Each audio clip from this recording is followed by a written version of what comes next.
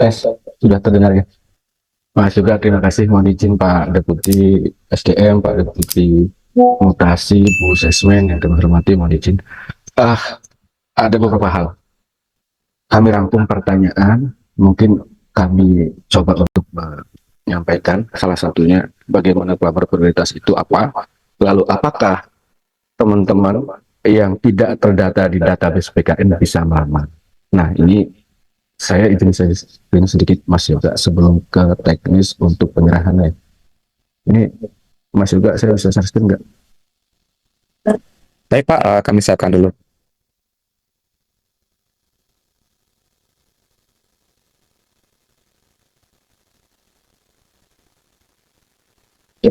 Sudah bisa Mas Ron untuk share screen? Ya, makasih. Ini bakat juga Mas Yoga ini jadi MC. Sudah terlihat, tadi sudah disampaikan Bapak Ibu sekalian oleh Pak Deputi. Yang pertama, pelamar prioritas apa itu pelamar prioritas? Prioritas itu ada untuk formasi guru, lalu ada untuk formasi tenaga kesehatan. Nah, pelamar tenaga kesehatan ini menyisakan persoalan tahun lalu kita coba selesaikan di tahun 2024 ini yang menjadi prioritas. Salah yang tahun lalu menjadi apa namanya persoalan lalu kita selesaikan di 2024 itu menjadi prioritas.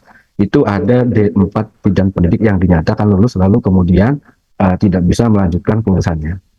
Lalu kemudian untuk guru itu ada pelamar prioritas masih menyisakan P1. Nah, P1 ini terakhir 2024, 2025 sudah tidak ada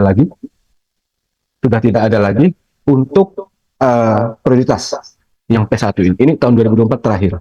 Nah, lalu untuk yang berurutan berikutnya, skala prioritas XTHK2 terlebih dahulu secara kelulusan nanti, lalu kemudian ada non-ASN yang terdata di database BKN, lalu apabila formasi masih kosong akan diisi kelulusannya oleh non-ASN yang bekerja di instansi pemerintah.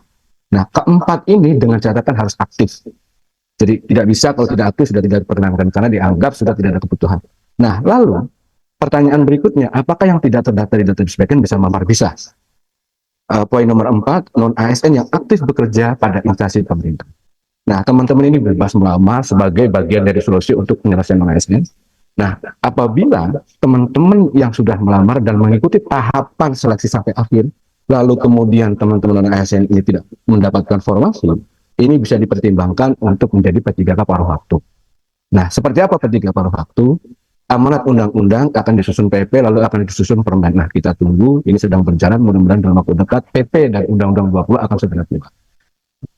Lalu berikutnya, Bapak Ibu sekalian, sejak hari ini kita sosialisasikan tanggal 30, lalu berikutnya kami undang Bapak Ibu sekalian, mungkin ada surat berikutnya untuk tindak lanjut dari sosialisasi ini untuk dilakukan penyerahan atau pengambilan keputusan Menteri tentang penetapan kebutuhan P3K. Nah, akan dilakukan tanggal 30 di Gerhadi Syahid Jaya, seperti biasa, seperti CPNS waktu itu. Lalu kemudian khusus teman-teman di Papua, akan dilakukan pada tanggal 2 September di Hotel Claro Makassar, supaya tidak terlalu jauh. Sekaligus kita juga akan melakukan MONEF, termasuk yang seleksi guru. Nah, lebih teknis Bapak Ibu untuk diskusi dan sebagainya, ini tim PSI dari kami sudah ada. Lalu untuk bisa dengan saya, atau dengan Mas Wada, Mbak Maudi, lalu dengan Papua yang Papua ada Mas Haris, ada juga Mbak Fatimah untuk Sulteng dan beberapa daerah di sini.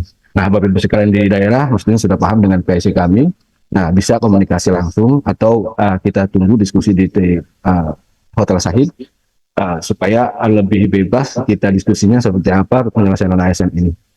Mungkin itu Bapak Ibu sekalian, Mas Yoga kami kembalikan.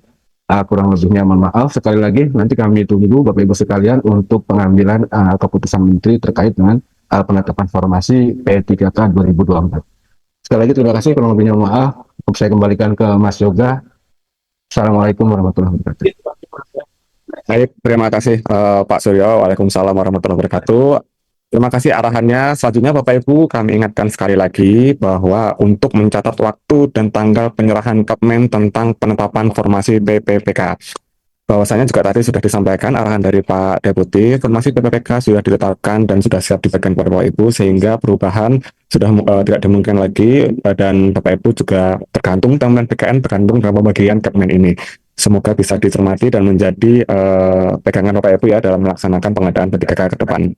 Bapak Ibu, saya berusaha mendapatkan informasi bahwasanya terkait kebijakan mekanisme seleksi PPK ternyata sudah tersedia pada JDI Haminpan. Bapak Ibu bisa akses semudah membuka gadget masing-masing, lalu ketik di Google dengan kata kunci JDI Haminpan, kemudian masukkan kata kunci Kepmen 347, Kepmen 348, atau Kepmen 349 pada laman jdih.menpan.go.id.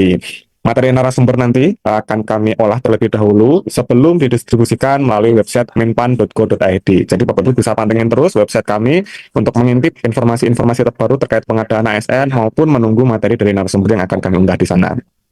Detail informasi lebih lanjut nanti Bapak Ibu bisa koordinasikan dengan penanggung jawab regional atau PIC instansi kami masing-masing, termasuk juga jika ada pertanyaan pada kebijakan mekanisme seleksi PPPK, Bapak Ibu bisa konsultasikan dengan para PIC kami di Pokja Perencanaan dan Pengadaan SDM Aparatur atau nama kerennya Pokja Formasi.